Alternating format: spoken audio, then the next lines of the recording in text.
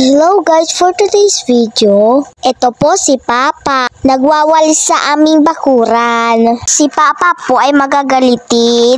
Hindi naman masyado siyang managagalit. Nagagalit lang po siya kung pasaway kami. Kaya po kami pinapagalitan kasi po mainit po rin yung ulo ni Mama. Ayan po sila Joy at Mama. Malangoy sa ilog. Tinuturuan po niya si Joy na lumangoy. Sa tingin nyo malalim dyan? Hindi po dyan malalim. Kumakain po dyan si Punay. Ano kaya yung ginagawa niya? Hala, bigla siyang natumba. Ayan naman po kami naglalaro.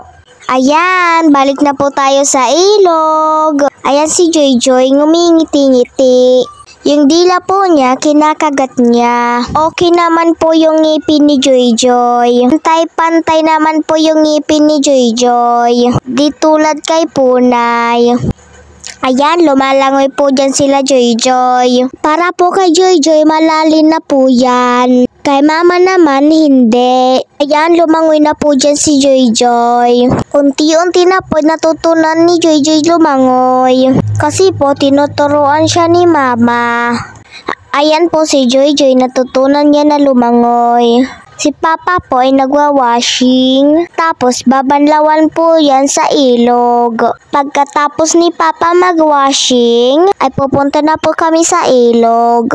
Ayan po si Ariana naghihintay. Kala naman makakasama siya. Ako naman naghihintay. Pag pupunta po kami sa ilog, bilis-bilis na po ako pumupunta sa tricycle. Ayan po sila Papa nagwawalis. Si Ariana po ay tumitingin lang kay Papa habang nagwawalis.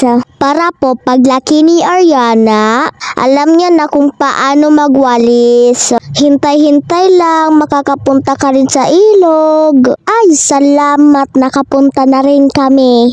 Ayan, alam na ni Joy kung paano siya lumangoy. Kaya kayo, practice din pag may time. Para may matutunan ka rin. Sino alam dyan lumangoy?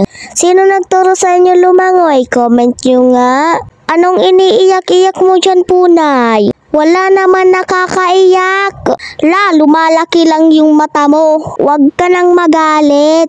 Hindi ata siya nakasama sa ilog. Kaya ayan tuloy, umiiyak. Bakit hindi mo pa kasi sinama? Sino naliligo dyan? Isama nyo nga. Joke lang. Ayan, lalangoy na si Mama.